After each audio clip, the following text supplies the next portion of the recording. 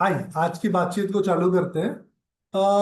Last class में हम discuss कर रहे थे कि मस्कुलर स्केलेटन पेन्स, उम्मीद है कि मस्कुलर स्केलेटन पेन के बारे में आप सब एक बेसिक समझ तो विकसित कर चुके होंगे। सो मस्कुलर स्केलेटन पेन्स पहले एक बार समझ लेते हैं कि किन पेन्स को हम मस्कुलर स्केलेटन पेन बोलते हैं। ठीक, कई बार चर्चा कर चुके हैं कि जो पेन मसल्स की वजह से हो रहा हो या बोन्स की वजह से हो रहा हो, ये पेन मस्कुलर स्केलेटन पेन होता है। तो सर्वाइकल का पेन ये मस्कुलर स्केलेटन पेन की कैटेगरी में आता है, लेकिन हेडेक मस्कुलर स्केलेटन पेन की कैटेगरी में नहीं आता। सो हेडेक कौन सी कैटेगरी में आएगा? हेडेक आएगा, ये साइकोसोमेटिक पेन हो सकता है या कोई फिजियोलॉजिकल पेन का कंडीशन हो सकता है जहां पे हार्मोनल कंडीशंस हो सकती हैं। सो अगर किसी का सर दुख रहा है, किसी को सर पे भारीपन है, तो ये पेन अलग तरीके से ट्रीट होगा। और अगर किसी की गर्दन की मसल्स में दर्द है, शोल्डर की मसल्स में दर्द है, तो ये अलग तरीके से ट्रीट होगा। ठीक। सर न्यूरो से रिलेटेड भी हो सकता है क्या, कभी कभी सिर दर्द? हाँ, मतलब कई कारण हो सकते हैं सर दर्द। हाँ। सर दर्द के कारण को डायग्नोज करना जरूरी है। तो ये जैसे अगर मानो न्यूरोलॉजिकल रीजन है, तो कुछ ना कुछ न्यूरोलॉजिकल डिजेनरेशन या डेवलपमेंट होगी, तो उसको हम सीटी स्कैन के थ्रू फिगर आउट कर हम्म। सकते हैं। तो जब किसी का सीटी स्कैन होगा आपके पास, तब आप उसको समझ पाओगे। पर उसमें हम यौगिक वे पे बहुत ज्यादा हेल्प हाँ। करेंगे अगर कुछ एडिशनल डेवलपमेंट है तो जिस चीज पे हम हेल्प कर रहे हैं, पहले हम उस पर बात करते हैं एक बार कि मस्कुलर स्केलेटन पेन्स में डिफरेंस क्या है। अब जैसे किसी को पेट में दर्द हो रहा है, तो पेट में दर्द हो रहा है, इसको हम मस्कुलर स्केलेटन पेन की कैटेगरी में नहीं रखेंगे। किसी को पीठ में अंदर की ओर लेफ्ट या राइट साइड पे दर्द हो रहा है, अपर बैक में, शोल्डर्स के, शोल्डर ब्लेड के थोड़ा नीचे, तो इसको हम मस्कुलर पेन मानेंगे। लेकिन यही थोड़ा सा और नीचे चला जाए, अगर लोअर बैक के आसपास हो जाए आपके, तो ये मस्कुलर पेन नहीं होगा। समटाइम ये हो सकता है न्यूरोलॉजिकल पेन, ये किडनी के स्टोन का हो सकता है, अपेंडिक्स का पेन हो सकता है फ्रंट या बैक की तरफ से। कई बार ये फीमेल्स में यूट्रस से रिलेटेड, पीरियड से रिलेटेड, कई और कारणों से हो सकता है। तो बैक पेन को कैसे हम अलग से समझें कि ये बैक पेन है या फिर ये कोई ऑर्गन रिलेटेड पेन है? तो पेन्स को समझने का सबसे आसान तरीका है जब ये आपकी एब्डोमिनल कैविटी पे या बैक साइड पे हो। है ना, कई बार आपको थोरेक्स की मसल्स बहुत स्टिफ है या आपकी डायफ्राम की मसल्स बहुत स्टिफ है, तो भी यहाँ पे ऐसे पेन सा आ जाता है, ऐसे ऐसा लगता है जैसे नस ही चढ़ गई है। तो ये कैसे पता करें कि ये नॉर्मल कंडीशन में मसल्स की वीकनेस है या कुछ और? तो कोई बताएगा ये कैसे पता हो सकता है कि कौन सा पेन मस्कुलर पेन है या कौन सा पेन किसी और कारण से होगा? तो एक बेसिक समझ हमने कर ली। जैसे अब जैसे किसी फीमेल को प्रेगनेंसी में पेन होता है, एकदम वेजाइनल पैसेज पे पेन होता है ना। कई बार ऐसे भी पीरियड्स के टाइम पे पेन होता है या नॉर्मल ऐसा पेन होता है। तो कैसे आप फिगर आउट करोगे कौन सा पेन मस्कुलर पेन है और कौन सा पेन मस्कुलर नहीं है? कई बार सर फीमेल अगर मस्कुलर प्रेगनेंट, पेन कंटिन्यू नहीं होता है, वो हमें एक्शन मूवमेंट करने पर ऐसा फील आता है। और जो रेगुलर जो स्टमक पेन, ये लगातार होता रहता है। ये बहुत अच्छी बात आपने एक चीज समझी, या ये जो आपने एक्सप्लेन किया कि मस्कुलर पेन कभी भी एक जैसी इंटेंसिटी में हमेशा नहीं रहे। जैसे मसल्स को रेस्ट मिलेगा, इंटेंसिटी कम हो जाएगी। जैसे ही मसल्स थकेंगी, पेन बढ़ जाएगा। तो जब आपका पेन बढ़ता घटता है, तो ये पेन क्या होगा? अक्सर मसल से रिलेटेड होगा। लेकिन जब आपका पेन अचानक से बिना किसी कारण बहुत तेज हो रहा है, हो सकता है कुछ देर बाद ये भी शांत हो जाए। जैसे अगर किसी को स्टोन हुआ होगा, तो उसको पता होगा कि स्टोन का पेन भी ऐसा ही होता है कि अचानक से बहुत तेज दर्द होता है और फिर शांत भी हो जाता है। तो जब स्टोन गलत तरीके से अटकती है आपके यूरेटर में या पैसेज में कहीं, तो आपको बहुत शूटिंग पेन होता है। तो पेन की इंटेंसिटी बता देगा कि मस्कुलर पेन है या मस्कुलर पेन नहीं है। कोई भी इंसान को मस्कुलर पेन चोट लगने के अलावा किसी दूसरी कंडीशन में इतना दर्द नहीं होगा कि उसको रोना है। ठीक है। लेकिन जो ऑर्गन रिलेटेड पेन होगा वो हमेशा इतना इंटेंस होगा कि उसको रोना आ सकता है। कई बार हल्का हल्का पेन भी हो सकता है, मीठा दर्द भी हो सकता है। तो इसको फिगर आउट करने के लिए एक बहुत अच्छा तरीका है, होल एब्डोमेन अल्ट्रासाउंड स्कैन करके देखना। तो अगर किसी के पेट का एक स्कैन करके देख लिया आपने, तो उससे क्या क्या मिल जाएगा आपको? उससे आपको अगर स्टमक में कोई डिस्कम्फर्ट है तो भी पता चल जाएगा, लिवर पे है तो भी पता चल जाएगा, इंटेस्टाइन में है तो भी पता चल जाएगा, है ना, किडनी में है, स्टोन है तो भी पता चल जाएगा, यूटरस में है कुछ तो भी पता चल जाएगा, ओवरी में है तो भी पता चल जाएगा, प्रोस्टेट में है तो भी पता चल जाएगा, सर्विक्स में है तो भी पता चल जाएगा। सो इन सिंपल, अगर किसी को भी बहुत ज्यादा पेन हो रहा है और आप समझ नहीं पा रहे हो कि ये पेन किस कारण से हो सकता है, तो अल्ट्रासाउंड सबसे सस्ता और आसान तरीका है पता लगाने। ठीक। तो जो चीज अल्ट्रासाउंड रिपोर्ट में क्लियर आ गई, तो अब हम क्या समझेंगे अक्सर, कि ये पेन मसल से एसोसिएटेड है। अगर अल्ट्रासाउंड रिपोर्ट क्लियर आ गई तो हम अब समझेंगे कि ये पेन मसल से एसोसिएटेड है। तो मसल्स एसोसिएटेड पेन सिर्फ दो ही कारण से होते हैं, मसल्स पे लिम्फेटिक सिस्टम अच्छे से काम न करना, या मसल्स में सफिशिएंट न्यूट्रिशन ना होना। ठीक। दो ही कारण से मस्कुलर पेन होगा। बाकी जो पेन होंगे वो डीजनरेटिव पेन्स होंगे, बोन से एसोसिएटेड पेन्स होंगे, लिगामेंट्स के पेन होंगे, टेंडन्स का पेन हो सकता है। लेकिन ये सारा पेन जो है आपको कैसे पता चलेगा? मसल्स का पेन क्या होगा? एक्सरसाइज करने के बाद राहत होगी। तो जब भी किसी इंसान को एक्सरसाइज करके राहत हो रही है तो मस्कुलर पेन है। क्यों राहत होगी एक्सरसाइज करने से, कौन बताएगा? ब्लड सर्कुलेशन नहीं है, इसका कारण ब्लड सर्कुलेशन नहीं तो है। लिम्फेटिक सिस्टम का काम बिल्कुल। अच्छे से होने तो लगता है। अगर मसल्स कमजोर है तो लिम्फेटिक सिस्टम थोड़ा सा लैक्टिक एसिड निकालेगा, मसल्स थोड़ी सॉफ्ट हो जाएंगी, उनकी स्ट्रेंथ थोड़ी अच्छी हो जाएगी। ठीक। लेकिन अगर लॉन्ग टर्म तक न्यूट्रिशन नहीं मिलेगा तो वो स्ट्रेंथ पूरी नहीं हो पाएगी। तो जब भी आप एक्सरसाइज करके 2 4 10 घंटे बिता लोगे, फिर से आपका दर्द वापस आ जाएगा।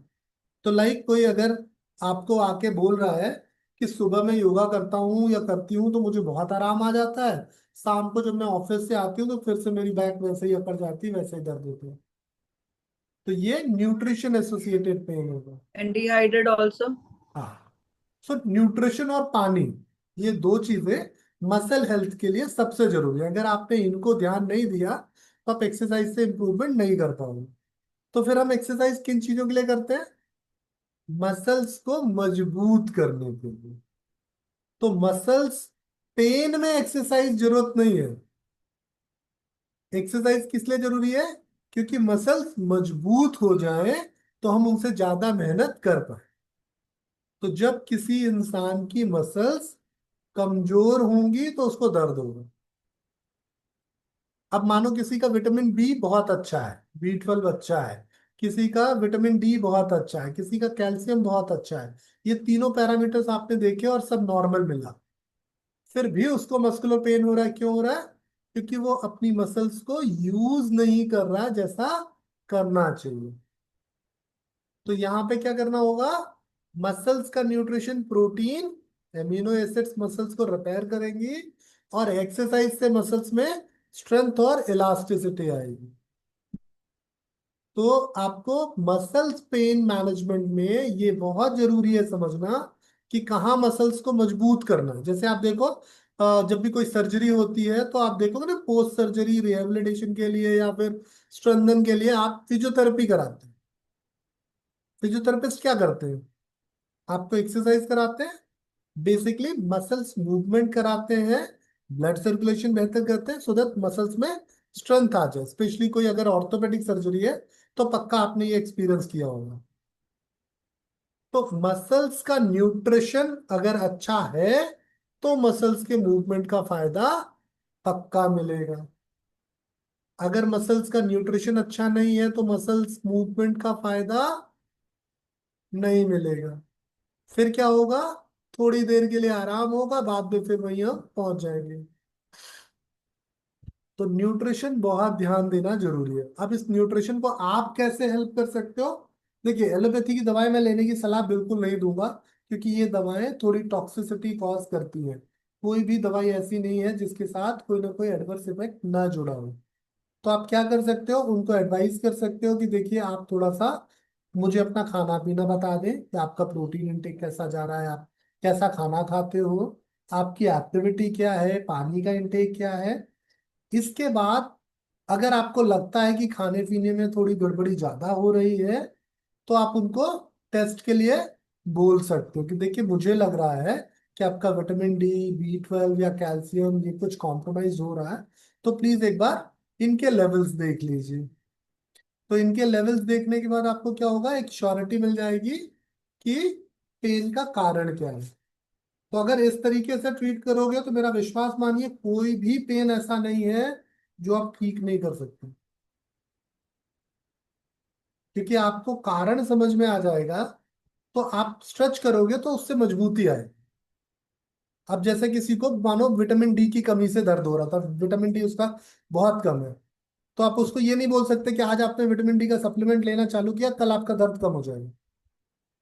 तो आप उसको क्या बोलोगे, देखिए आपके 2 महीने का सप्लीमेंटेशन है, सो इन 2 महीनों में मैं सात सात मसल्स को मजबूत कर रही हूँ।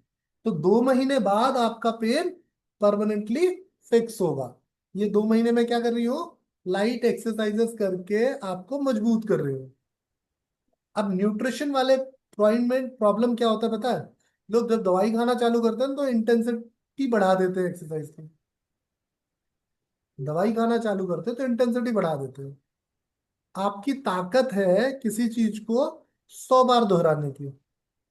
आप अगर उसको 1000 बार दोहराओगे तो क्या होगा, कमजोरी आएगी। चलो 200 बार दोहराओगे तो भी कमजोरी आएगी। तो ये ताकत कैसे हम पता करें कि किसकी ताकत क्या है, ये बहुत जरूरी चीज है कि मस्कुलर स्ट्रेंथन वाली जर्नी में कितनी एक्सरसाइज बेहतर है, कितनी एक्सरसाइज करने के बाद आपको तकलीफ होगी ये पता लगा। तो इसके लिए बहुत सिंपल सा तरीका है पता लगाने का कि कितनी एक्सरसाइज आपके लिए बेहतर है। जब किसी इंसान को कोई भी एक्टिविटी किसी भी मसल्स की करा रहे हो, तो आप देखो उस मसल्स को कंफर्टेबली वो कितनी देर तक होल्ड कर पा रहा है। जैसे कोई भी आसन आप करते हो, तो जब आपको लगे कि उस आसन में कंफर्टेबिलिटी खो रही है, मतलब ये आपकी मैक्सिमम है।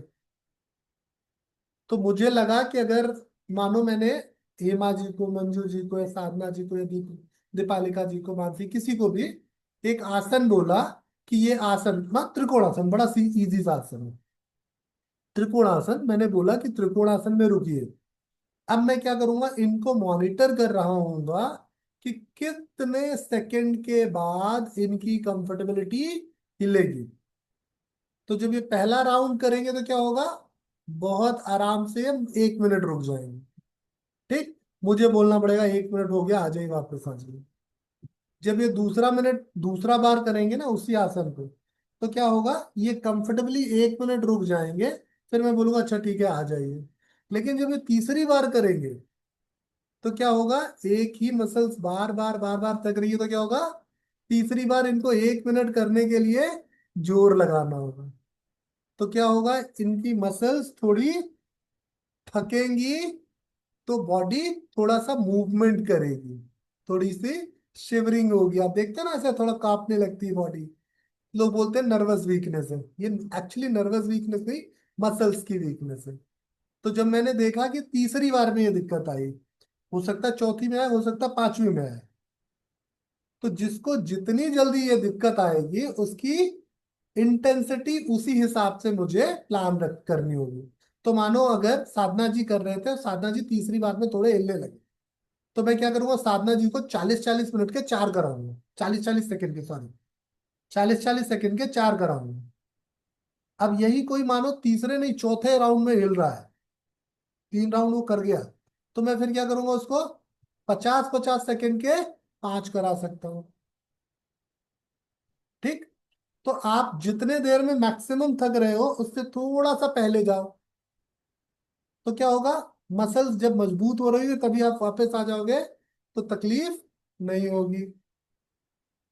तो ये आपको पहले समझना होगा। सर एक डाउट क्लियर कर दीजिए, जब बॉडी शिवरिंग कर रही होती है तभी हम समझेंगे कि मसल की अब कैपेसिटी पूरी हो चुकी, हाँ मतलब ये, उससे पहले हमको स्टॉप करा देना है उसको? हाँ तो ये शिवरिंग कई बार हो सकता है कि कुछ जिद्दी लोग हो जिनमें पर शिवरिंग ना शिवरिंग के दिखे। अलावा भी सर ये फील होता है कि हमें ये पेन हो रहा है, वो मैं चेहरे मैं पे मैं दिखता मैं, है। मैं, मैं वही सेम वही चीज बोलना चाह रहा हूँ। सुन लीजिए मेरी बात, कि कुछ थोड़े जिद्दी लोग होते हैं, है ना। जैसे नाम लेना ठीक नहीं होगा, पर आप समझ सकते हो कि कुछ लोग ऐसे होते हैं जो एक्सरसाइज करते वक्त थोड़ा सा इमोशनल हो जाते हैं, तो उनको सर अगर मैं आप कर रही थी ऐसा त्रिकोणासन में, मुझे फील सीमा हो जी रहा प्लीज था प्लीज, लेकिन मैं प्लीज फिर भी बीच, रुके हुई थी। प्लीज सीमा जी प्लीज बीच में मत बोलिए, समय कम है और बातें ज्यादा कर रही है। तो देखिए क्या सॉरी। होगा। और एक तो आपकी आवाज कट रही है इसलिए मैंने रोका, क्योंकि उससे फिर बात अलग डायरेक्शन पे चली जाएगी। देखिए होता क्या है कि अगर आपने जबरदस्ती कर ली, मसल्स को नहीं हिलने दिया, तो आपके फेस पे, माथे पे, आपके चेहरे पे एक जोर जबरदस्ती का भाव आ जाएगा, जो ये बता देगा कि अब इनके लिए कंफर्टेबिलिटी कम हो गई है, अब जबरदस्ती वाला भाव है। तो सरलता, सहजता और स्थिरता, ये तीन शब्द जो है, इनको आपको अच्छे से अपने दिमाग में बैठाना है। सरलता का क्या मतलब होता है? सरलता मतलब कंफर्ट, इजी वे से कर, हाँ है ना। इजी वे में कर सके। हाँ, तो जब तक कंफर्टेबल है ये सरलता है। सहजता का मतलब क्या होता है? ये भी कंफर्ट है। लेकिन अब इसको कैसे डिफरेंशिएट करोगे सरलता और सहजता को?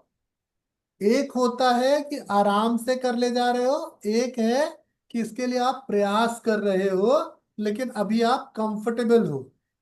आपके एफर्ट, जैसे कोई मानो एक बार जो त्रिकोणासन कर रहा है तो आराम से कर गया, लेकिन अगर उसको 3 बार, 4 बार या 5 बार करना होगा, तो 2-3 बार के बाद क्या होगा, वो थोड़ा कंफर्टेबल कम होगा, है ना। तो लेकिन वो क्या करेगा, सहजता के साथ कर रहा है, अभी उसके चेहरे पे मुझे तकलीफ के भाव नहीं दिख रहे। और तीसरी जो जरूरी चीज है वो है स्थिरता। तो जब किसी भी आसन में स्थिरता का भाव कम होने लगे, तो वो आसन आपकी मांसपेशियों को फायदे की जगह नुकसान देगा। या एक्सरसाइज भी, मैं इसको सिर्फ आसन मत समझिएगा, मतलब अगर किसी एक्सरसाइज की रेपिटेशन में आपको ज्यादा जोर लगाना पड़ रहा है, आपकी सांस तेज हो रही है, मसल्स थक रही हैं, स्ट्रेन हो रहा है, तो वो फायदे की जगह नुकसान करेगी। तो वहीं आपकी लिमिट आपको सेट कर लेनी है। इसका मतलब ये नहीं कि वो आपका अंत है, अब आपको 2-4-10 दिन में उसको पार करना है। सॉरी सर, ये सरलता और सहजता में मेरे को तो मतलब दोनों सेम ही तो हुए, सरलता और सहजता। नहीं नहीं, सरलता एक है कि मैं आराम से कर दूं, हम्म। सहजता जो है मैं कर तो पा रहा हूं, लेकिन हम्म। थोड़ा प्रयास होल्ड नहीं हो करना, पा रहा। थोड़ा प्रयास करना, बोल्ड हो रहा है, थोड़ा अच्छा। प्रयास करना पड़ रहा है।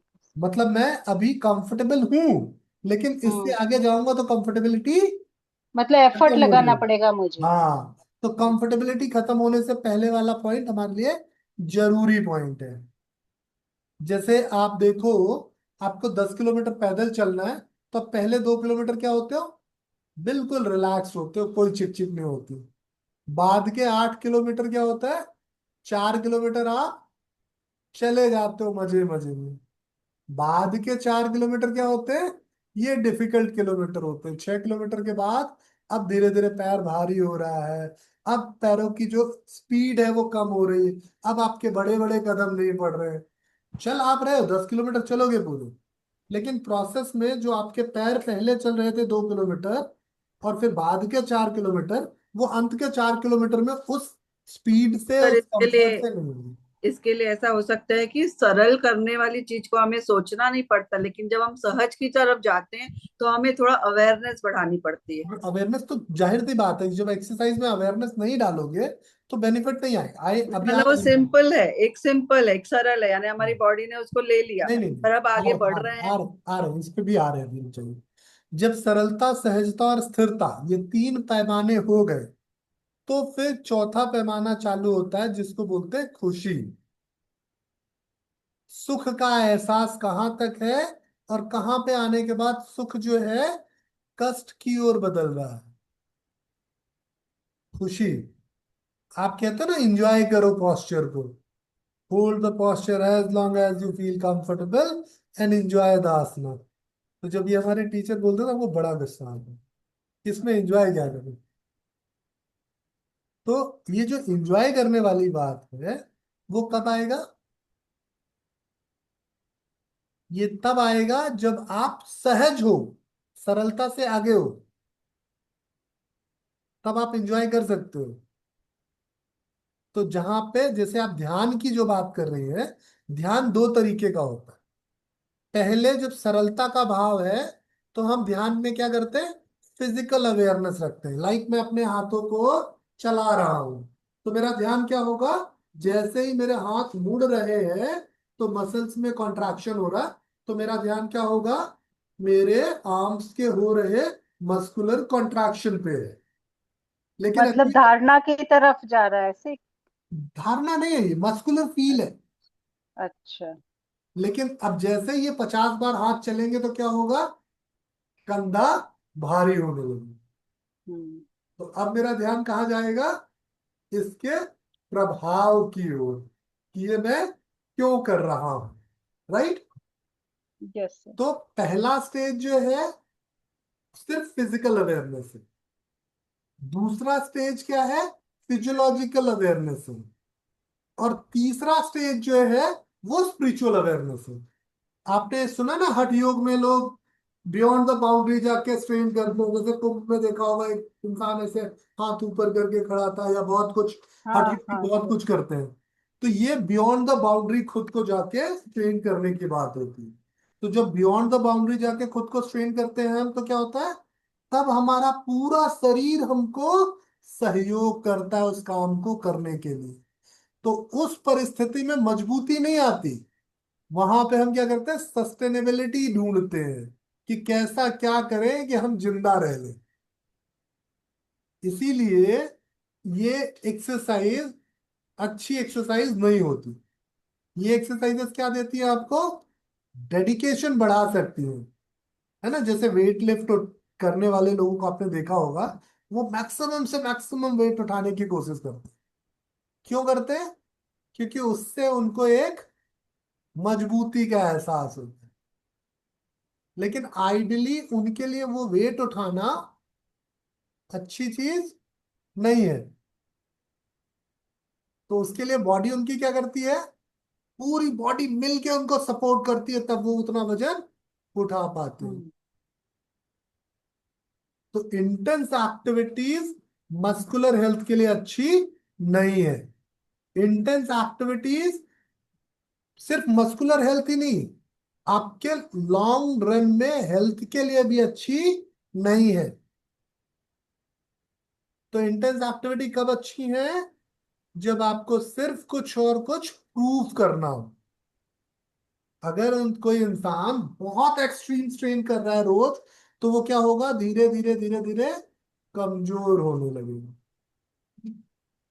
क्योंकि न्यूट्रिशन का जो आपका लेवल है, मानो आपने 500 रुपए का न्यूट्रिशन ले लिया, तो आप मेहनत कितनी की कर सकते हो, 500 की, 510, 550।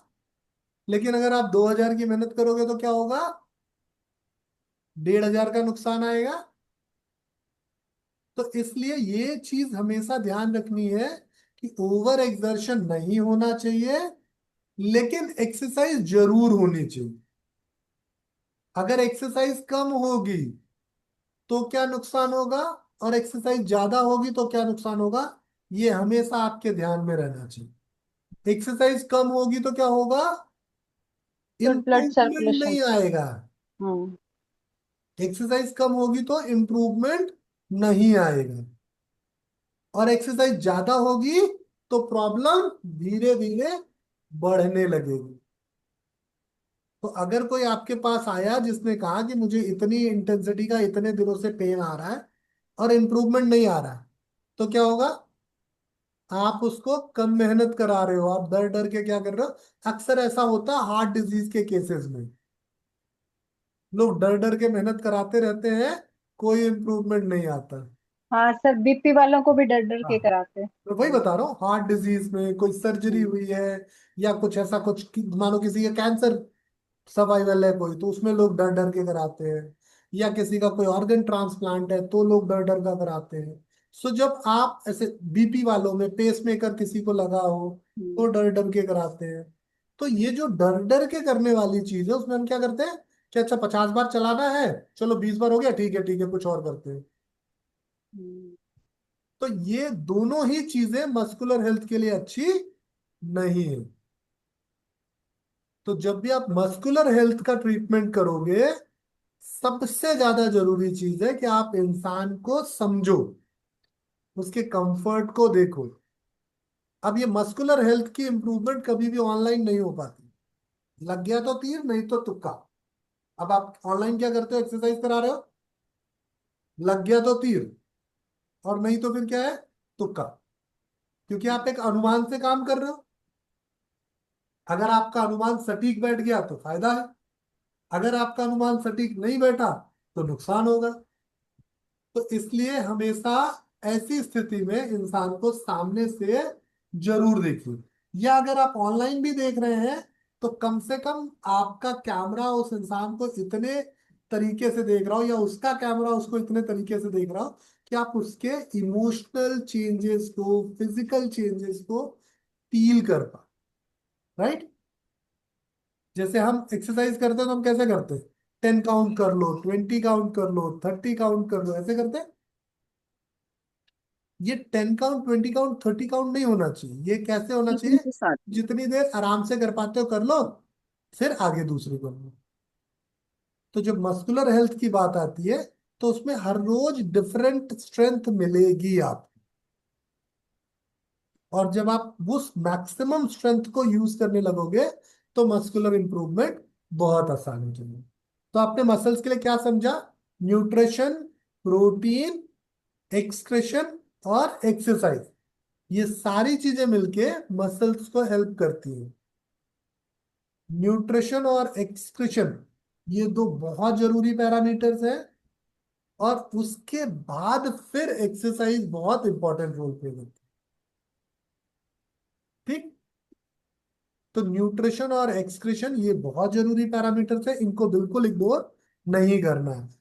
चाहे बैक पेन हो, चाहे नेक पेन हो, चाहे लेग पेन हो, चाहे नी पेन हो, पेल्विक पेन हो, कोई भी पेन हो, तो पहली चीज मस्कुलर पेन में यही ध्यान रखना। अब आते हैं दूसरी चीज, डीजनरेटिव चेंजेस में।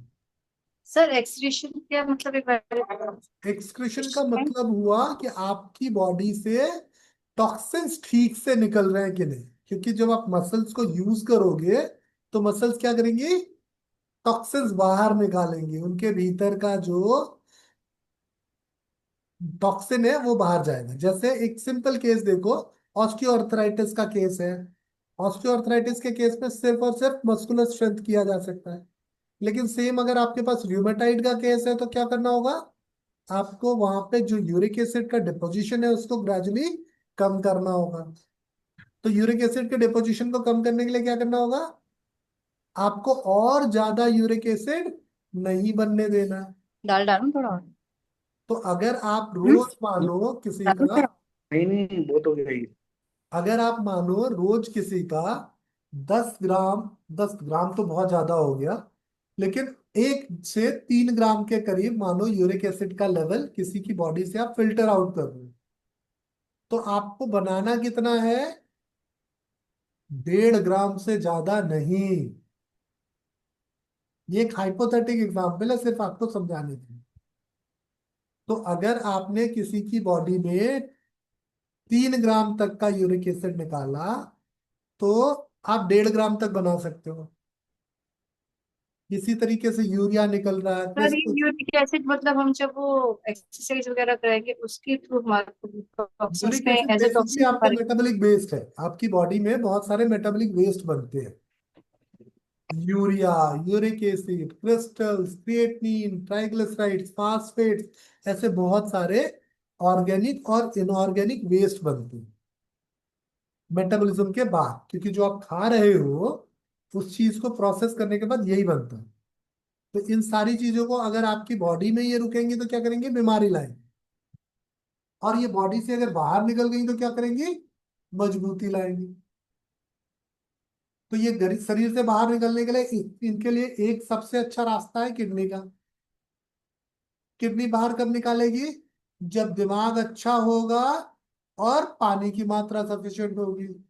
अगर पानी की मात्रा ज्यादा दे रहे हो, दिमाग अच्छा नहीं है, तो पानी पानी निकल जाएगा, गंदगी नहीं निकल पाएगी। तो जब भी आपको टॉक्सिन्स बेहतर निकालने हो, दिमाग और पानी दोनों बेहतर रखना पड़ेगा। आप अगर जबरदस्ती किसी को पानी पिलाओगे तो वो हर 50 मिनट पे जाके वो पानी बाहर निकाल देगा। ऐसा आपने अक्सर देखा होगा, बहुत सारे लोग पानी पीते वॉशरूम जाते, पानी पीते वॉशरूम जाते, ये कहानी चलती रहती है।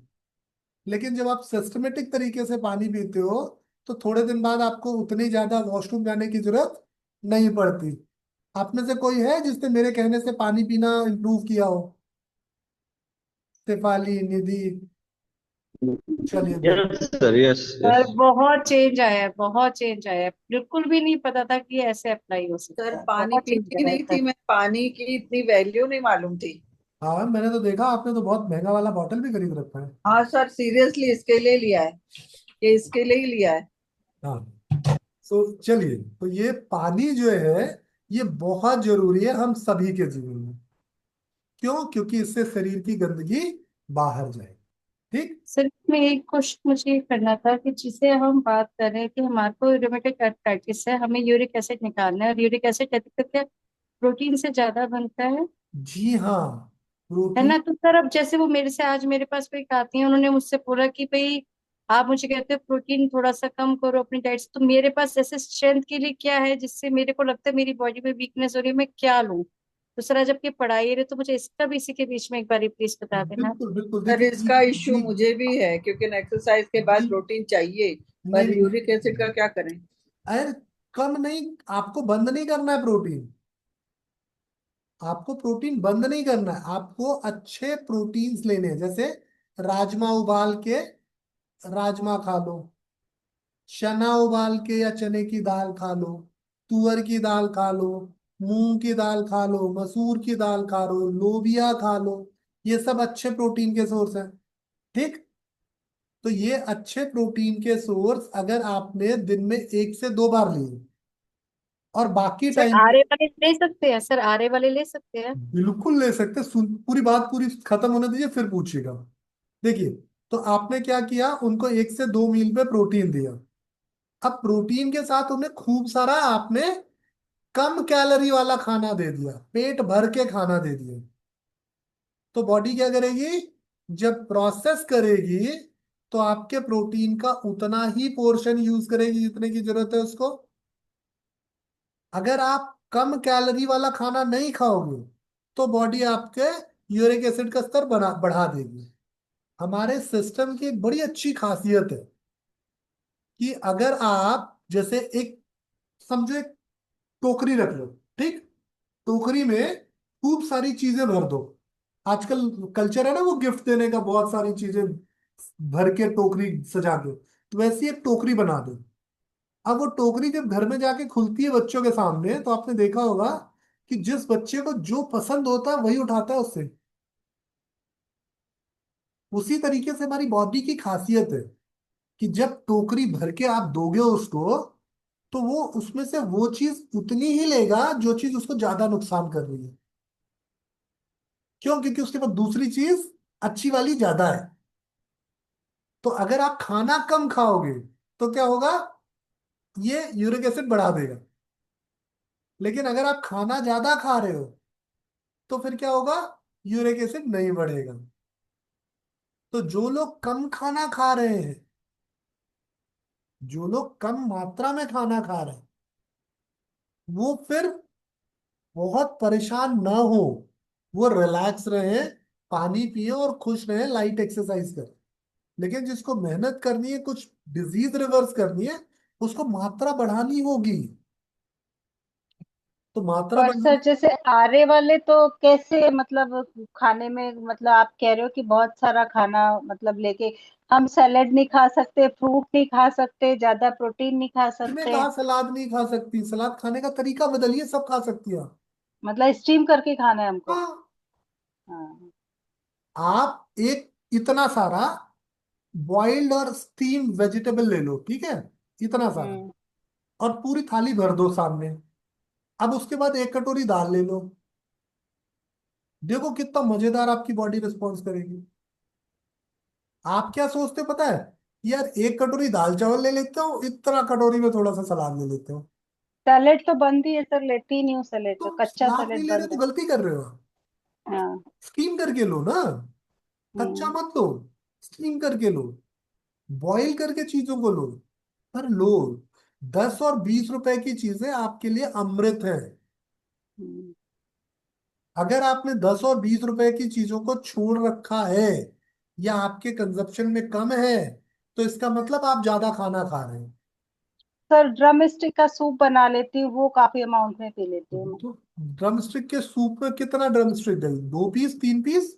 हाँ, तीन तीन सींग बा, होती है ना, मोटी बाकी मोटी, तो बाकी उसका। तो पानी गया ना। हाँ। तो फिर क्या ड्रम स्टिक का, अगर मैं पानी को हटा दूं, उसके एसेंस की हम्म। बात करूं, तो इतना सा होगा। हाँ। तो क्या फायदा हुआ? मैं वॉल्यूम की बात कर रहा हूँ, क्वांटिटी की बात कर रहा हूँ। क्वांटिटी ज्यादा होनी चाहिए। ओके। ठीक। तो खीरा, गाजर, मूली, ककड़ी, पत्तेदार सब्जियां, चटनी, ये सब आपके खाने में ज्यादा होनी चाहिए। तो अगर ये सब आपके खाने में ज्यादा है तो क्या होगा? मजा आ जाएगा। और सर दाल तो हमको एक ही तरीके की खानी होती है क्या, आरे वालों तो को? कुछ नहीं है, एक टाइम पे एक खा लो, दूसरे टाइम पे दूसरी खा लेना। हाँ। अब देखो, मैं मूंग, सिर्फ एक मूंग की दाल एक खाती हूँ। दिन में अगर आपने एक कटोरी दाल खाई तो ये नुकसान नहीं करेगी, ये अच्छा है। हम्म। ठीक, लेकिन अभी आपको खाना क्या है? भर पेट खाना खाना है। आप क्या करते हम्म। हो? थोड़ा सा एक रोटी खा लेते हो, थोड़ा सा चावल खा लेते हो ना। तो उसपे हम्म। क्या होता है कि खाना जो है आपका हाई ग्लाइसेमिक इंडेक्स में बदल जाता है। आप उसमें बहुत सारा 100-200 रुपए खा रहे हो। हम्म। तो मतलब आप समझो 100 रुपए में 10 रुपए के 10 नोट होते हैं। हम्म। अगर एक कटोरी 100 रुपए का खाना खा रहे हो, तो 10 कटोरी 10 रुपए का खाना खा सकते हो। हम यही गलती करते हैं। हम क्या करते हैं? एक छोटी कटोरी दही लेंगे, रायता बना लेंगे या दही ले लेंगे। जो लोग दही नहीं खाते, वो लोग फिर कुछ और दूसरा तरीका ढूंढते हैं। या फिर वो क्या करते हैं, थोड़ी सी एक कटोरी में छोटी सी हरी सब्जी ले लेंगे कि यार मैं तो ग्रीन वेजिटेबल रोज खाती हूँ, है ना। फिर एक कटोरी में थोड़ा सा कुछ और रख लेंगे। थोड़ा सा, कुछ लोग बोलेंगे मैं तो गुड़ भी खाता हूँ, साथ में थोड़ा सा गुड़ रख लेंगे। और फिर क्या करेंगे, बाकी की भूख किससे पूरी करते हैं? रोटी चावल। हम्म। हम्म, थोड़ा थोड़ा सब कुछ है। बाकी मेन खाना क्या होता है उनका? रोटी और चावल।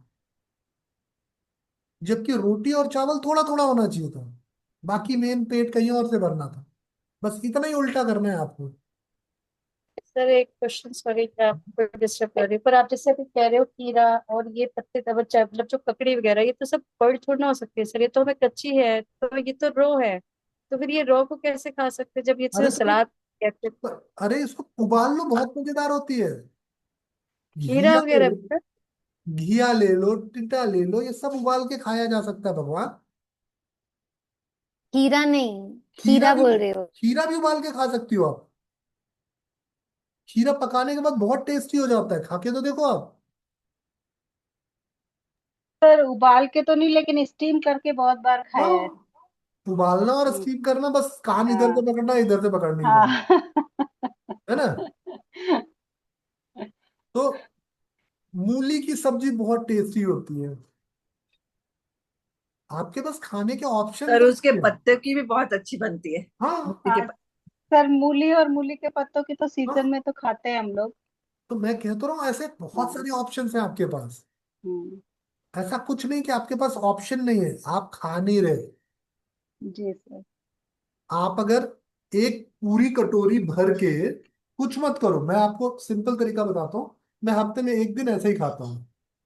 खूब सारी वेजिटेबल्स, उसको हल्के से तेल में फ्राई किया, उसी में पनीर काट के डाल दिया, जितनी वेजिटेबल्स उसमें ऐड कर सकते हैं सब डाल। ठीक, सारी वेजिटेबल्स हो गई, उसमें आपने पनीर डाल दिया।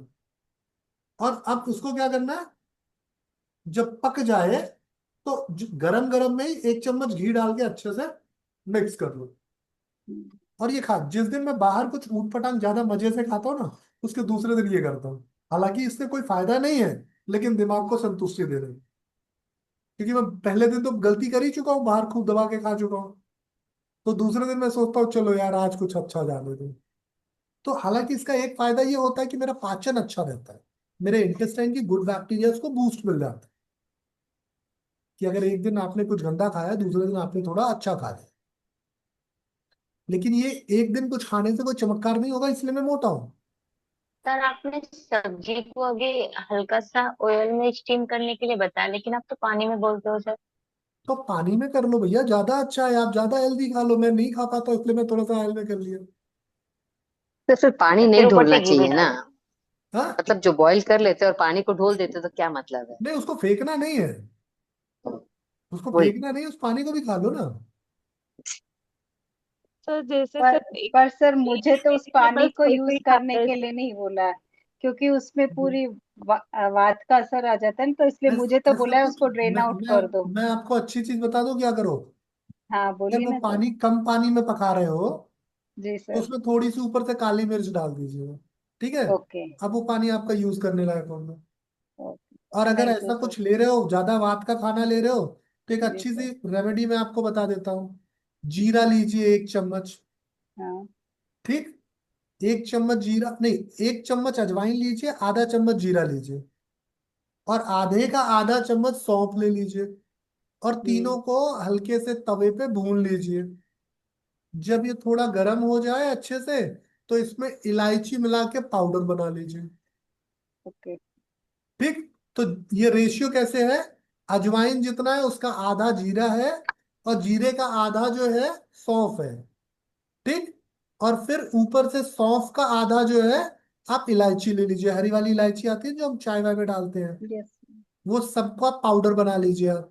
सौंफ को भूनना नहीं है, बाकी चीजों को भूनना है। हम्म। भूनने के बिना ये पिसेंगी नहीं ढंग से, इसलिए इसको भून लीजिए तो ये पिस जाएंगे अच्छे से। उसके बाद इसको खाइए, देखिए वात के रोगी कितने कितने खुशी रहेंगे इसको खाने खाने के 1 घंटे बाद खा लीजिए आप। फिर उसके बाद आपको वात डिस्टर्ब कर दे तो मैं कहूँ, तो हर चीज का समाधान है, करो तो सही। ठीक है, तो मस्कुलर पेन में मेरी एक छोटी सी रिक्वेस्ट मानिएगा, खाना बहुत जरूरी है। बिना खाने के मस्कुलर पेन में इंप्रूवमेंट नहीं आएगी। अब सर दूसरी, इन तीनों चीजों को खाना खाने के बाद चूरन की तरह यूज करना है पानी से। किस चीज को, जीरा अजवाइन। सौंफ अजवाइन, हाँ। जीरा और अजवाइन को चूरण की तरह खाओ हाँ ना। जी। हाँ, चूरन की तरह सब सब पाउडर बना लो, फिर हल्के गुनगुने पानी से खा लो। जिनको बात रोग है। हाँ, बात की प्रॉब्लम में बहुत अच्छी चीज है ये। जी, थैंक यू। अब देखिए, इसके अलावा एक और अच्छी रेमेडी बता देता हूँ वात रोगियों के लिए। जिनको भी वात का ज्यादा डिस्टरबेंस रहे, जिनको मस्कुलर पेन है, उनको आप धनिए का पानी पिला दो। या तो धनिए की पत्तियां लीजिए, उसको पीस के, और धनिए के पेस्ट को 1 गिलास पानी में अच्छे से मिक्स करके पी जाइए। या फिर धनिया रात को भिगो दीजिए, सुबह उसको उबाल के आधा करके छान के पी जाइए। सर धनिया और सौंठ का पानी तो पिया हुआ है मैंने, रात को भिगो के हाँ, सुबह बॉईल करके सिर्फ पिया है। धनिया ही अपने आप में बहुत मैजिकल रोल प्ले करता है, क्योंकि ये आपके किडनी फंक्शन को एक्सेलरेट कर देगा, आपका जीएफआर रेट इंप्रूव हो जाएगा। नहीं, तो रात को सोक करते हैं तो धनिया के सीड करने हैं। हाँ, धनिया के सीड। और अगर सर आप क्या पेस्ट को, क्या बढ़ जाएगा, आपने क्या बोला, G G? GFR, F glomerular R. Filtration rate, आपकी किडनी का फिल्टर करने का रेट जो दर है, रेट है, वो बढ़ जाएगी। तो बहुत आसान है आपको मस्कुलर पेन्स को सेटल करना। खाना अच्छा कर लिया, थोड़ी सी मेहनत कर ली, तो मस्कुलर पेन अपने आप इंप्रूव हो जाएंगे। अब एक बहुत जरूरी चीज होती है स्टिफनेस, है ना। जो फ्रोजन शोल्डर अगर किसी को हो तो बड़ी दिक्कत होती है अक्सर लोगों को।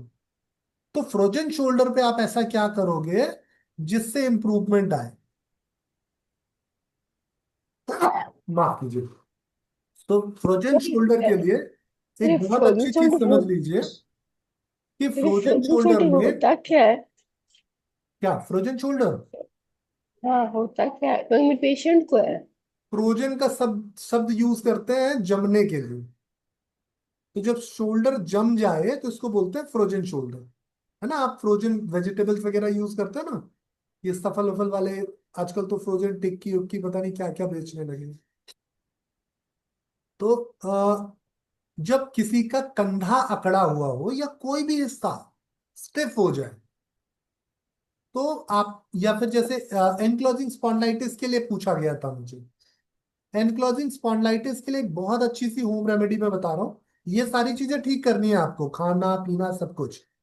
इसके साथ साथ गाय का देसी घी, उसमें यूकेलिप्टस ऑयल, गाय के घी में यूकेलिप्टस ऑयल मिला के टॉपिकल एप्लीकेशन करना है। जेंटली पूरी स्पाइन पे अच्छे से लगाना है। तो इससे स्पाइन की इलास्टिसिटी में इंप्रूवमेंट आएगा, जो स्टिफ हो गई है ना। गाय के घी में क्या? सर ये eucalyptus oil. Eucalyptus Nilgiri oil हाँ, इसको नीलगिरी बोलते हैं का क्या? यूकेलिप्टस का तेल जी। तो इसकी कुछ बूंदे, जैसे आपने मानो 4-6 चम्मच गाय का घी लिया, तो उसमें 8-10 चम्मच यूकेलिप्टस ऑयल के मिला दो, और गाय के घी को थोड़ा सा गर्म कर दो। गर्म करने के बाद ही यूकेलिप्टस ऑयल मिलाइएगा, जिससे अच्छे से गाय का घी पिघल जाए। अब पिघले हुए गाय के घी में यूकेलिप्टस ऑयल डाला और हल्के गरम गरम ही पूरी स्पाइन पे अप्लाई कर दिए। तो इससे स्पाइन की इलास्टिसिटी में थोड़े चेंजेस आएंगे। और फिर बाकी सारी चीजें वही करनी है, न्यूट्रिशन अच्छा रखना है, एक्सरसाइज करनी है, तो इम्प्रूवमेंट आ जाएगी। सिर्फ 2 एक्सरसाइज से एंक्लोजिंग स्पॉन्डिलाइटिस बेहतर किया जा सकता है, सिर्फ 2 चीजों से। ता, सर ताड़, ये है क्या? सर ये है क्या सर, एंक्लोजिंग स्पॉन्डिलाइटिस? पूरी पूरी स्पाइन अकड़ जाती है। स्पाइन जो है पूरी अकड़ जाती है। स्पेशली उन लोगों में ये होता है जो लोग ठंड में बहुत ज्यादा बाहर निकलते हैं, बाइक वाइक चलाते हैं, ऐसे लोगों में ये ज्यादा देखा जाता है। तो सर ये ऑयल का नेम दोबारा रिपीट करते हैं क्या? सर इन दोनों की क्वांटिटी क्या बताई सर आपने एक बार? अगर सर कि को पहले कितने का बोलने दो, सबको पूरा पूरा बोलने दो, तो बिल्कुल एक बिल्कुल लिंक रहेगा वो। Thank you so much Divya ji. मैं सारी चीजें फिर से रिपीट कर दे रहा हूँ। आप तो लिंक बीच बीच लिंक में एक टूट एक जाती है, अगर आपको चीज। कुछ सर को कुछ कहना है तो वो लिंक टूट जाती है, हर बार लेक्चर में ये हाँ, होता है। Thank you so sir much अच्छी दिव्या जी, जानकारी मेरा कुछ देते हैं पूछने के लिए। तो बाद में लिंक टूट जाती है। जी। और आपके लिए रिकॉर्डिंग भी है, प्लीज एक बार रिपीट कर लीजिए इनकेस कुछ छूटता है तो। देखिए, गाय का घी, अगर आपने 2 से 3 चम्मच गाय का घी लिया है तो उसको पिघला दीजिए, उसमें 9-10 बूंदे यूकेलिप्टस ऑयल के डाल दीजिए। इसको हल्के गर्मी ही अपने स्पाइन पे मलिए। इससे बहुत राहत होगी, आपकी स्पाइन का लचीलापन बेहतर होगा। बाकी ताड़ासन, डायनामिक ताड़ासन, स्थिर वाला, और परिवर्तता ताड़ासन जो स्पाइन को ट्विस्ट करते हैं, और त्रियक ताड़ासन, ये कुछ एक्सरसाइजेज हैं जो आपकी स्पाइन पे मैजिकल चेंज ला सकती हैं जब आपकी स्पाइन अकड़ी हुई होगी तो। ठीक। लेकिन पवन मुख सीरीज सारी करनी है धीरे धीरे, क्योंकि पूरा शरीर बेहतर होगा तभी कोई हिस्सा बेहतर होगा। तो पवन मुख सीरीज अगर आप ढंग से कर रहे हो, न्यूट्रिशन ढंग से कर रहे हो, और फिर जो हिस्सा आपका कमजोर है, जैसे बैक कमजोर है, तो बैक के लिए ज्यादा कुछ मत कीजिए। सिर्फ 5-7 बार आप ब्रिज पोज उठा लीजिए अच्छे से, हिप को कंट्रैक्ट करके कुछ कुछ सेकंड के, और स्पाइन ट्विस्ट कर लीजिए, जटिला परिवर्तन करिए। आप देखिए आपकी स्पाइन मस्त हो जाएगी, है ना। अगर आप ये ढंग से नहीं कर पा रहे हो तो पेट के बल लेट जाओ, ऐसे मकर आसन जैसे लेटते ना। उसके बाद अपने पैरों को घुटने से मोड़ के धीरे धीरे हील को हिप पे मारने की कोशिश कीजिए। देखिए कितनी जल्दी आपकी अकड़न दूर हो जाएगी, आपकी स्पाइन बेहतर फील करने लगी। तो अगर स्टिफनेस है तो मकरासन अच्छा है। अगर पेन और मसल मसल हेल्थ अच्छी करनी है तो स्पाइन ट्विस्ट और सेतुबंद अच्छा है। तो इसी तरीके से दो दो चार चार एक्सरसाइजेस हर चीज की जान लो आप। फ्रोजन शोल्डर है तो शोल्डर रोटेशन, पकड़ के उठाना, गर्म ठंडी सेक करना, ये बहुत काम का है। अगर किसी को अपर बैक में स्टिफनेस है तो चेस्ट एक्सपेंशन की एक्सरसाइजेस बहुत अच्छी है, ये शोल्डर स्ट्रेचेस बहुत अच्छे हैं। तो जितना इंटरवर्टेब्रल स्पेस को आप नजदीक लाओगे उतना थोरेसिक कैविटी खुलेगी, अपर बैक बेहतर होगा। तो जो आप ऐसे फैलाते हो ना, ऐसे पूरा सिकोड़ते हो, ऐसे पूरा फैलाते हो, ये बहुत अच्छी एक्सरसाइज है। लेकिन ये फायदा तभी करेगी जब न्यूट्रिशन और पानी दोनों अच्छा होगा।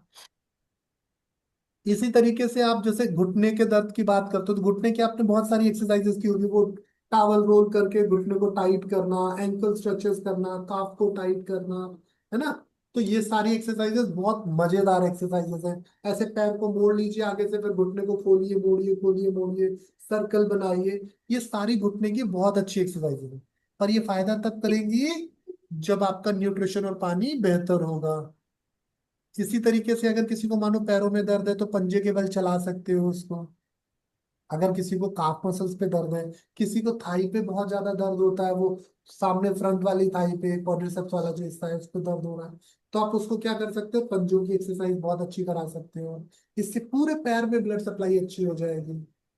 किसी को अगर बहुत ज्यादा लोअर बैक स्टिफ है तो उसको आप बैठा सकते हो वज्रासन में, और घुटने खोल के आगे झुका सकते हो शशांक आसन में, जो ऐसे घुटने खोल के शशांक आसन करते हैं ना, लोअर बैक से ऐसे स्पाइन पूरी स्ट्रेच हो जाती है, वो बड़ा अच्छा पॉस्चर है। सुप्त वज्रासन बड़ा अच्छा पॉस्चर होगा। स्पाइन के लिए बहुत अच्छी एक्सरसाइज है आपकी मत्स्य आसन, बहुत अच्छा है। अपर बैक के लिए बहुत अच्छा है आपका वो जो आप कैमल पोज करते हो ना, ऊष्ट्रासन, बहुत अच्छा है। तो ऐसे सिंपल सिंपल चीजें अगर ढंग से की जाए तो बहुत मैजिकल चेंज हो जाता है। इसके अलावा सर्वाइकल एक बहुत बड़ा इशू है आजकल। सर्वाइकल अक्सर आप देखो, सर्वाइकल अक्सर आप देखोगे या तो डिजनरेशन की वजह से आता है, या फिर सर्वाइकल ज्यादातर लोगों में, या जैसे बोन्स का डीजनरेशन हो गया तो उसके लिए आपको एक्सरे या एमआरआई स्कैन बता देगा। और दूसरा मसल्स का स्टिफनेस और वीकनेस। तो मसल्स की स्टिफनेस और वीकनेस पॉस्चर रिलेटेड होती है। तो आप सिंपली किसी की नेक की एक्सरसाइजेस को अप एंड डाउन करके, साइड करके, सर्कल्स बना के इंप्रूव कर सकते हो। लेकिन इसके साथ भी न्यूट्रिशन अच्छा जरूरी है, इसके साथ भी पानी अच्छा जरूरी है। अब ये एक्सरसाइजेस करोगे, शोल्डर की एक्सरसाइजेस करोगे, तो ये सारी मसल्स क्या होंगी, इनमें ब्लड सप्लाई अच्छी हो जाएगी, तो धीरे धीरे मजबूत हो जाएंगे। तो इनके लिए कुछ बहुत मैजिकल करने की जरूरत नहीं है। सबसे ज्यादा जरूरी क्या है, पानी अच्छे से पीना, खाना अच्छे से खाना, और दिमाग को अच्छा रखना। क्योंकि पानी शरीर में तभी उपयोग में आएगा जब दिमाग अच्छा हो। तो अगर आप इस तरीके से किसी भी पेन को एड्रेस करते हो, मैं आपको पूरी गारंटी देता हूं कि 90% पेन्स 3 महीने के भीतर रिजॉल्व हो जाएंगे। 10% पेन्स क्यों नहीं रिजॉल्व होंगे, क्योंकि ये एज रिलेटेड फैक्टर्स होंगे। यहाँ डिजनरेशन कॉज हो सकता है, यहाँ पॉस्चर या कुछ हैबिट कॉज हो सकती है। जब तक उसको आप नहीं छोड़ोगे, नहीं बेहतर करोगे, नहीं इंप्रूवमेंट होगा। तो डिजनरेशन तो हम रिवर्स नहीं कर सकते, राइट। तो अगर डिजनरेटिव चेंजेस है तो क्या करेंगे, इंप्रूवमेंट कर सकते हैं, बेटरमेंट कर सकते हैं, लेकिन कंप्लीट ट्रांसफॉर्मेशन नहीं होगा। तो इसलिए मैंने 10% पेन को हमेशा क्या रखा, यहाँ पे आपको क्या बोलना होगा कि दीदी, आंटी, भैया, चाचा, लगातार एक्सरसाइज करो, बेहतर रहोगे। तो मस्कुलर स्केलेटन हेल्थ अच्छा रखने का बहुत सिंपल सीक्रेट है, अच्छा न्यूट्रिशन, खूब सारा पानी, दिमाग शांत, और रोज एक्सरसाइज। सर ये हील पेन मेरी क्या चीज क्या कारण हो? नहीं सुना है। Heel pain, heel pain, heel pain, heal.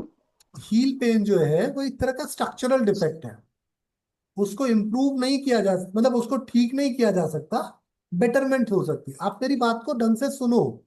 मैं हमेशा कह रहा हूं अगर कोई स्ट्रक्चरल डेवलपमेंट है कोई स्ट्रक्चरल प्रोग्रेस है, या डिजेनरेशन हो या कैल्सिफिकेशन हो, दोनों ही कंडीशन में दोनों ही कंडीशन में कुछ स्ट्रक्चर डेवलप हुआ जो रिवर्स नहीं होगा, तो ये हमेशा क्या होगा, मैनेज होगा। तो ऑर्थोपेडिक सोल पहनोगे, इंप्रूवमेंट आ जाएगा। एंकल स्ट्रेचेस करोगे, एंकल रोटेशंस करोगे, इंप्रूवमेंट आ जाएगा। ठीक है। ये यूरिक एसिड का रीजन है, हो सकता है यूरिक एसिड। भाई मैं कह तो रहा हूँ, आप इसके लिए टेस्ट करके देख लो ना, कैल्सिफिकेशन है या फंगल इन्फेक्शन है, क्या रीजन है वो तो। अब ऐसे किसी को तुक्का तो मारना सही नहीं। यूरिक एसिड होगा तो सिर्फ हील में इम्पैक्ट नहीं करेगा, बाकी जॉइंट्स में भी इम्पैक्ट करेगा। तो इसलिए किसी भी चीज के लिए अब तो आपके पास समझ है ना, कि किसी भी चीज को तुक्के में ना लेके उसके पीछे के कारण को देख लो। तो किसी का बोन बढ़ता है हील में, हाँ बताया मैंने तो अभी। फिर हाँ, स्ट्रक्चरल सर ने बताया बराबर। हाँ, तो वो बोन तो रिवर्स होगी नहीं, इसका मतलब ये है कि अब उसी स्थिति में हमको मैनेज करना है, तो हमको क्या करना होगा, सोल बेहतर करनी होगी जिससे वो चुभे कम, तकलीफ कम हो। तो एक ऑर्थोपेडिक सोल्स की चप्पलें, जूते, आजकल बहुत कुछ मिलता है, वो सोल इंप्रूव कर लीजिए, आपको आधा दर्द कम हो जाएगा। दूसरी चीज, आपको रेगुलर एक्सरसाइज करनी होगी जिससे आसपास की मसल्स मजबूत रहे, तो कम तकलीफ फील कराएं। बिना चप्पल के आप फ्लोर पे जब भी टफ सरफेस पे पैर रखोगे तकलीफ बढ़ जाएगी। तो कोशिश यही करना है कि सॉफ्ट सरफेस पे पैर रखना है। ऐसे ही सेम हील का पेन, जैसे हील का पेन है ना, ऐसे ही सेम आपको टेल बोन का पेन होता है ना, जब वो प्रोग्रेस हो जाता है, आपका जो जिफी प्रोसेस है, जो या जो आपका टेल बोन है, थोड़ा सा प्रोग्रेसिव चेंजेस दिखने लगते हैं उसमें। तो फिर जब भी आप सीधे बैठोगे टफ सरफेस पे वो दुखने लगता है। तो फिर क्या करते हैं हम, या तो टायर पे बैठते हैं, या ऐसे गोल वाली तकिया पे बैठते हैं, या सॉफ्ट कुशन वाले सरफेस पे बैठते हैं। तो ये आपको ध्यान रखना होगा कारण क्या है। सर सर अगर किसी की स्पाइन मतलब टेढ़ी हो जाए, डॉक्टर ने किसी को बोल ही दिया है कि स्पाइन जैसे टेढ़ी हो गया है, उसके लिए वजन उठाना वगैरह मना है, तो ये भी इसमें भी कुछ इम्प्रूवमेंट कर सकते हैं? इम्प्रूवमेंट है, बिल्कुल। मैं आप ही को बता रहा था, यही कंडीशन के लिए बता रहा था, जहाँ स्पाइन का स्ट्रक्चरल डिफेक्ट आ रहा है, उसमें घी और यूकलिप्टिस ऑयल की मसाज हल्के हाथों की, और ऊपर की ओर खींचना, ताड़ासन, ऊपर ट्विस्ट करना, परिवर्तता ताड़, है ना, और ये साइड से त्रियक ताड़ासन। ये तीन चीजें क्या करेंगी, आपके स्पाइन के लचीलेपन को बढ़ाएंगी, इंटरवर्टिबल स्पेस इंप्रूव करेंगी। तो इससे क्या है, 100% ठीक तो नहीं होगा, लेकिन इतना चेंज जरूर आ जाएगा कि आप अपनी तकलीफ कम कर पाओ। सर मार्जरी भी हो सकता है ना स्पाइन के लिए? हाँ बिल्कुल, स्पाइन की इंप्रूवमेंट के लिए मार्जरी बहुत अच्छा आसन है। अगर किसी का स्पाइन जो है वो प्रॉपर इलास्टिक नहीं है, तो मार्जरी बहुत अच्छी एक्सरसाइज है। मार्जरी हो गई, या फिर वो जो पीछे पैर उठाते हैं ना, व्यायाम क्रिया, सब बहुत अच्छी एक्सरसाइज है। आप सब योगा टीचर हो, मुझसे ज्यादा एक्सरसाइज आसन आप जानते हो। सर आपने एक लाइन बोली थी कि इंटेंस एक्टिविटी लॉन्ग रन में हेल्थ के लिए अच्छी नहीं है, ओके। नहीं उसमें इज इट ऑल्सो कि क्योंकि कॉर्टिसोल लेवल बढ़ जाता है? भाई देखिए, कोई भी चीज जब आप अपने न्यूट्रिशन के बियॉन्ड जाओगे हम्म। तो स्ट्रेस बढ़ेगा। हम्म। हम्म? राइट। क्योंकि आप मेरे दिमाग में हमेशा ये आंसर अपने आप आता था, I just wanted to reconfirm. नहीं, मैं ये इसके लिए एक बहुत अच्छा एग्जाम्पल भी बताया था, कि अगर हम्म। आपके पास पैसे कम है तो हम्म। आप पैसे की टेंशन पहले करोगे। और राइट। हमारा खाना, हमारा न्यूट्रिशन वास्तव में पैसा है। इसके लिए एक अच्छी रील में देख रहा था, कि कैसे बॉडी जो है ये बैंक में जाके डिपॉजिट करती है, और बैंक कौन है, लिवर है। और लिवर का जो आपका बैंक, मतलब कैशियर जो है, या ये कहा जाए कि बैंक एम्प्लाई लिवर है, लेकिन जो उसका बैंक है ना, वो आपकी पूरी बॉडी है।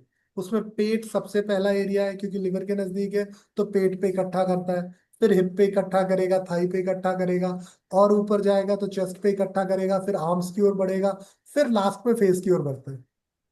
आप देखते हो कि जब कोई मोटा होता है, पहले पेट से होता है, फिर हिप, फिर थाई से, फिर चेस्ट से, फिर हाथों से, फिर पेट से। मोस्ट ऑफ पीपल, हाँ, किसी किसी के सीधा फेस पे भी आता है। नहीं वो वेरी रेयर। बनावट, वो नो। बनावट है। वेरी रेयर, हाँ। हाँ, वो सर एक बनावट है। और चीज, जैसे हम किसी को बोलते हैं कि आपको पेन है तो यू डू, मतलब we can help you, right?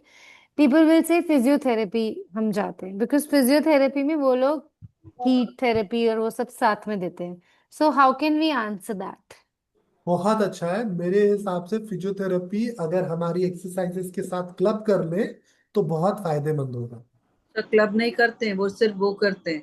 नहीं नहीं, सुन तो लीजिए, फिजियोथेरेपिस्ट भी एक्सरसाइज ही कराता है भाई। फिजियोथेरेपिस्ट भी लॉन्ग रन में, अगर अच्छा फिजियोथेरेपिस्ट है ना, पैसे नहीं कमाने, तो वो फिर आपको थोड़े दिन क्या करेगा, आपकी मसल्स को सॉफ्ट करेगा, बाद में एक्सरसाइज ही कराएगा, उसके पास भी यही ऑप्शन है। सर, हाँ और अगर ऊपर से हमारा तो ये होता है कि वी आर वर्किंग, योग निद्रा में जो एफर्मेशन देता है, we are working on all levels, but ये सामने वाले को समझाना मुश्किल हो जाता नहीं है। नहीं, देखिए, हमें किसी से भी ऐसे जबरदस्ती नहीं करनी। हमें सबको ये समझाना है कि देखो भैया, फिजियोथेरेपिस्ट की कुछ कोर स्ट्रेंथ है, क्या है, उसके पास आईएफटी है, अल्ट्रासोनिक वेव्स हैं, जो इंटेंस मसल स्टिफनेस को कम कर देंगी, है ना। मसल स्टिफनेस कम होगी तो कैपिलरी ब्लड फ्लो बढ़ जाएगा। अब कैपिलरी ब्लड फ्लो बढ़ने के बाद मजबूती तो तभी आएगी जब उसमें खून आएगा, और खून बिना मूवमेंट के तो नहीं बढ़ेगा। तो आपको एक्सट्रीम पेन में फिजियोथेरेपी हेल्प करती है, नो डाउट। अब जैसे जो फिजियोथेरेपी में टेपिंग वगैरह करते हैं, सब वाहियात बातें हैं। टेपिंग करना वाहियात है ना। फिजियोथेरेपी में जो आप देखोगे ना, बैंडेज वेजेज करते हैं, सब वाहियात है। सर, अभी तो फिजियोथेरेपी, पिन्स भी लगाने लग गए वो हैं, तो फिर इतना कुछ। वो एक्यूपंक्चर हो गया, वो तो अलग चीज हो गई। बट ऑनेस्टली सर फिजियोथेरेपिस्ट आजकल वो में हमें लड़ाई नहीं है। हाँ, बट किसी को एक्सप्लेन करना, स्पेशली सर फैमिली जब देख रहे हैं कि हाँ, instead of paying us they ready to pay the physiotherapy 1500 2000, but if we tell them कि my classes for 3000, they will be like oh इतना ज्यादा। तो नहीं नहीं, एक चीज इसमें उसके ऐसे पीछे हो कारण। सकती है सर कि फिजियोथेरेपी में मैं खुद एक्सपीरियंस लिया है कि वहां जाना पड़ता है हमें, और वो जो करते हैं उनके पास जो मशीन रहती है वो एक लिमिटेड समय तक उनको रिलीफ देती है, ऑफ कोर्स देती है for time period, but for long run के लिए आपको ये योगा की एक्सरसाइजेज ही काम आती हैं। तो हाँ, यही उनको वो सेम यही। समझाना रहता है, और नहीं हम नहीं, सिखा ये देते हैं। चीज, ये चीज फिजियो में उनके आपको वहां फिजियोथेरेपिस्ट से जाना बात। पड़ेगा रोज, आपको दो दो तीन दिन यहाँ हम सिखा देते हैं। अरे नहीं नहीं, ये चीज उनके फिजियोथेरेपिस्ट से बुलवाओ ना, आप क्यों बोल रहे हो। तो क्योंकि हमारा बंदा जा रहा है ना फिर वहां। कैसे बुलवाएं बताओ? बहुत सिंपल है हाँ। कि फिजियोथेरेपिस्ट से बोलो, जो ट्रीटमेंट कर रहे हो आप, इस ट्रीटमेंट से हो क्या रहा है बॉडी में। जैसे आप जब कोई ट्रीटमेंट करते हो ना, जैसे वो अल्ट्रासोनिक वेव्स दे रहे हैं, या वो मानो हीट दे रहे हैं, तो इससे हो क्या रहा है आपकी बॉडी में। ठीक, उसके बाद उनको आप बताओ कि देखो ये हो रहा है, इससे टेम्परेरी रिलीफ आया, अब ये एक्सरसाइज से होगा तो बेटर रिजल्ट आएंगे। तो आप फिजियोलॉजी समझाओ ना, उसके पीछे का एक्शन समझाओ, कि उनके ट्रीटमेंट से क्या हो रहा है, आपकी एक्सरसाइज से क्या होगा। उनका ट्रीटमेंट गलत नहीं है, एक्यूट स्टेज पे ट्रीटमेंट बहुत कारगर है, लेकिन क्रॉनिक स्टेज पे या परमानेंट हीलिंग के लिए, स्ट्रेंथ के लिए, वो भी एक्सरसाइज ही कराएंगे, और उनके पास कोई दूसरा ऑप्शन नहीं है। सर ये इसका उनके ऑलरेडी तो उसके लिए फिजियोथेरेपिस्ट उनको समझिए। टाई अप कराना पड़ेगा सर, सर उस बीमारी का फिजियोथेरेपिस्ट। नाम क्या नहीं है नहीं, सर? आपको फिजियोथेरेपिस्ट से टाई अप नहीं करना है। नहीं मतलब आपको जब आपका कोई पेशेंट मानो ऐसा बोलता है ना कि फिजियोथेरेपिस्ट, तो उसको बोलो कि मेरी बात पे मत जाओ, आप अपने फिजियोथेरेपिस्ट से पूछो कि क्या एक्सरसाइज करने के बाद मसल स्ट्रेंथ होगी कि नहीं होगी। तो फिजियोथेरेपिस्ट भी बोलेगा कि हाँ भाई, एक्सरसाइज ही अंत में करना है। कोई भी अच्छा फिजियोथेरेपिस्ट जो है बहुत लंबे समय तक ये सब चीजें नहीं करता, क्योंकि ये रेडिएशन वगैरह अभी भी बहुत सेफ नहीं है। तो अच्छा फिजियोथेरेपिस्ट वही होता है जो एक्सरसाइज सिखाता है। जो अब मेरे मेरे पिताजी के शब्दों में, फिजियोथेरेपिस्ट महंगा मसाज वाला होता है। I agree. सर किसी किसी का बॉडी बहुत स्टिफ रहता है सर, मतलब हाँ तो वो सर उनको सालों से एक्चुअली की नहीं एक्सरसाइज। सर फिर स्टार्टिंग उनको फेज में वो टिश्यूज को रिपेयर करते हैं, जैसे मेरे को भी कैल्केनियम स्पर पे लेना होता है। दूसरी बात, वो जो लेजर ट्रीटमेंट देते हैं वो सेल के माइटोकॉन्ड्रिया पे पर करता है, तो उसको रिपेयर करने के बाद में फिर वो मेरे को सेल एक्सरसाइज का करवाते हैं। माइटोकॉन्ड्रिया कैसे रिपेयर होगा। नीज पे कार्टिलेज पे। सेल का माइटोकॉन्ड्रिया तभी रिपेयर होगा जब सेल पे ब्लड जाएगा।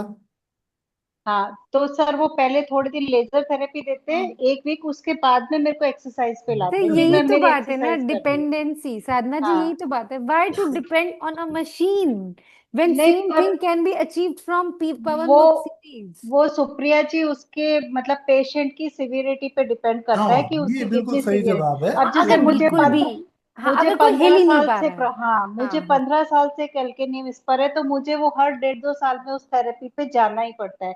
फिर उसके बाद में मैं अपने आप हीलिंग करती हूँ उसकी एक्सरसाइज करके। वो साधना जी, सिवियरिटी पे डिपेंड आप एक करता बार है। सर से क्यों नहीं नहीं नहीं, मैं भी फिजियोथेरेपिस्ट का दुश्मन नहीं हूँ। मैं देखिए, मैं किसी भी मेडिकल थेरेपिस्ट का दुश्मन नहीं हूँ। मैं हर किसी को बोलता हूँ ये अच्छी चीज है। नहीं, मैं इसलिए बोल रही हूँ बिकॉज साधना जी, बुरा नहीं माने, मैं नोट कर रही हूँ that you have multiple problems. हाँ that's why I am saying, तो आपको तो बहुत ज्यादा होलिस्टिकली अपने आप को पहले ठीक करने की जरूरत है, then doing anything for anyone चलिए, मैं इस डिस्कशन को एंड कर देता हूँ। सर सर वो साधना जी मेरे साथ का जो कंसल्टेशन अभी सर वो थोड़े दिन पहले ही बैठी थी। सर और सर पीठ मेरा मेरा सवाल का जवाब सर, जी, मतलब किसी बहुत बहुत बॉडी स्टिफ रहता है, यानी कि सालों से वो किए हुए नहीं रहता है, और है ना, मतलब यूं पैर मोड़ना करना, उनके लिए क्या करें? बहुत अच्छी चीज पवन है। मुक्ति। उनको हल्के गुनगुने पानी से नहाना चाहिए, और उनको वात कम करने का तरीका अपनाना है। तो बॉडी से जितना वात कम करोगे, उतनी इलास्टिसिटी इंप्रूव होगी। तो वात कम करने के लिए सबसे अच्छा क्या है? पवन मुक्त सीरीज, राइट। तो पवन मुक्त सीरीज अगर थोड़े लंबे समय तक उनको लगातार कराओगे, तो इलास्टिसिटी इंप्रूव हो जाएगी। हर रोज उनको हल्के गुनगुने पानी का सावर लेने को बोलो। इससे उनका मस्कुलर रेस्ट अच्छा बढ़ जाएगा। तो जब मस्कुलर रेस्ट अच्छा होगा, कैपिलर फ्लो अच्छा होगा, एक्सरसाइज करेंगे, तो फायदा हो जाएगा। स्टिफनेस कभी भी परमानेंट नहीं होती। स्टिफनेस का मतलब ही है कि आपकी बॉडी में माइनर ब्लड सर्कुलेशन थोड़ा स्लो है। तो माइनर ब्लड सर्कुलेशन ना पैदल चलने से बहुत बढ़ेगा, ना मेहनत करने से बहुत बढ़ेगा। ये बढ़ेगा मसल्स की मूवमेंट करने से। तो जब मसल्स की मूवमेंट अच्छी होगी, तो ये सर्कुलेशन बढ़ जाएगा। दूसरा इसका अच्छा तरीका मैं आपको बताता हूँ। एक तरह की मसाज होती है जिसको बोलते हैं लिम्फेटिक ड्रेनेज मसाज। ये बहुत अच्छा तरीका है किसी भी इंसान में मस्कुलर इलास्टिसिटी अचीव करने की। हमारे पूर्वज जो है, रोज मालिश कराया करते थे सुबह सुबह। जो पैसे वाले पूर्वज थे हमारे, सब रोज मालिश कराया करते थे। उनका एक फिक्स मसाज वाला होता था। वो रोज घंटे घंटे रगड़ता था उनको। उसके पीछे कारण यही रहता था, वो लंबे समय तक यंग दिखते थे, एनर्जेटिक दिखते थे। क्यों? क्योंकि उनका कैपिलर ब्लड फ्लो बेहतर होता था। ये देखिए, रश्मि जी, मुझे पता है कि आपके हस्बैंड फिजियोथेरेपिस्ट हैं, और हम बिल्कुल उनके अगेंस्ट नहीं है। सर जो आपने वो स्पाइन टेढ़ी हो जाती है, उसका नाम उस बीमारी का स्कॉर्डोसिस कुछ ऐसा है क्या? जी, स्पाइन जो बेंड होती है हल्की। एनक्लोजिंग स्पॉन्डिलाइट्स। हाँ हाँ, बिल्कुल। चलिए, अभी हम बात खत्म करते हैं। 10 बज के सर डार्क 15 मिनट हो सर्कल, गए। सर किसी को डार्क सर्कल्स हो तो उनको क्या बोलना चाहिए? आंखों के नीचे हाँ। भैया अच्छे से खाना खाओ, सो डार्क अच्छे सर्कल। से सो, हाँ, टेंशन अच्छे से मत सो। लो। हाँ, स्लीप? कैफीन अच्छी तो नहीं उनका है भी तो blood lymphatic blood drainage circulation वहां को। बढ़ाना चाहिए सर। एक बड़ी अच्छी सी एक्सरसाइज है उसके लिए, कपोल शक्ति विकासन।